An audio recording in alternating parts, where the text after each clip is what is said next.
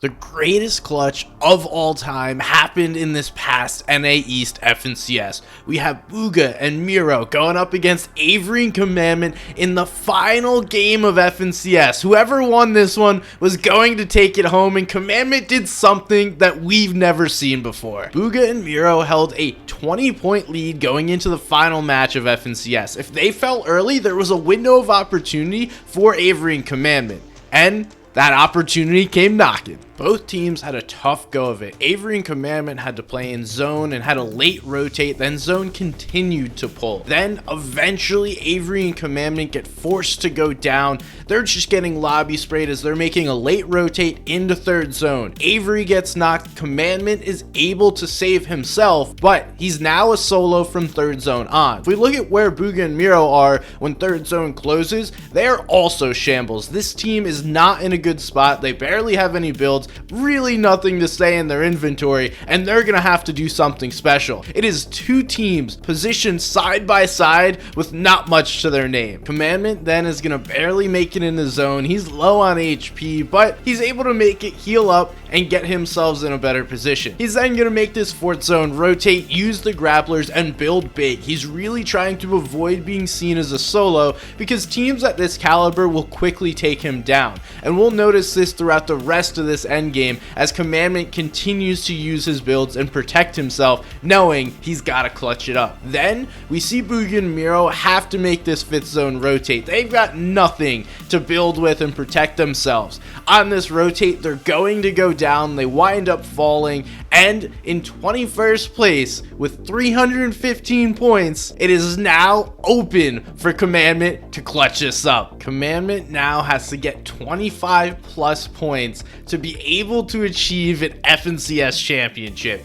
We're gonna see him begin to use the grappler early on, make sure he's staying safe and putting himself through these end games. We notice again on this fifth zone rotate, he's gonna push himself into a very large area. He's going to build 5 boxes, which you may think is not a great idea, but what he's doing is recognizing there's players near him on his level, so he's trying to give himself space to back up off of and also hide the fact that he's a solo, because players will push him and try and grab a refresh on him if they recognize he's all by himself. Once 6th zone pulls, Commandment is going to use the rest of his grapples to make sure he's going to be able to make it to zone safely. He's going to use a couple to get to the front side of zone, masterfully build himself a nice big base, heal up from the little damage he took, and then patiently wait for zone to continue to pull. Then he's going to once again use the grapples to get all the way into zone and put himself in a little cheeky spot, being able to hide from most of the lobby here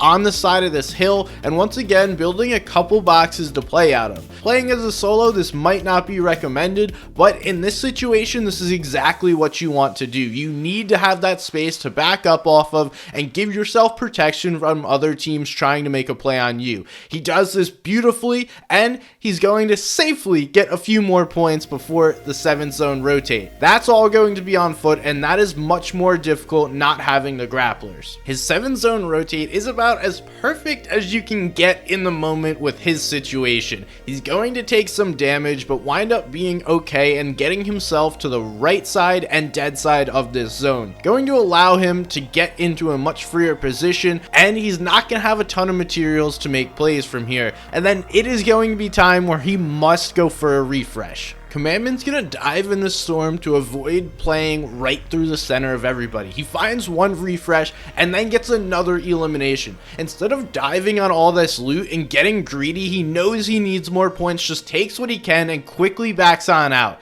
He uses the grappler that he just grabbed on the ground to get himself to the front side of zone, and once again is going to get as healthy as possible. From this point on, he's playing with house money, and it is incredible that he's still able to be up and alive right now. Once again, he's going to grapple to the front side of zone, but he doesn't have any mats, so he's forced to take a left-hand peek on the Tabne. He's going to get this elimination. Ultimately, this is what wins him FNCS. He goes down immediately after, but once the elimination points come through, he's going to have done it. Commandment had the clutch of a century and won himself in FNCS alongside of Avery, just narrowly out-edging Bugha and Miro by a singular point. It is incredible what he was able to do with all the pressure on his shoulders to be able to have ice in his veins to clutch this up and put himself onto that FNCS champion leaderboard. What a great clutch. You can't ask for better, and Commandment just showing out why he's one of the best in the world. He's back in the business after taking a short break, and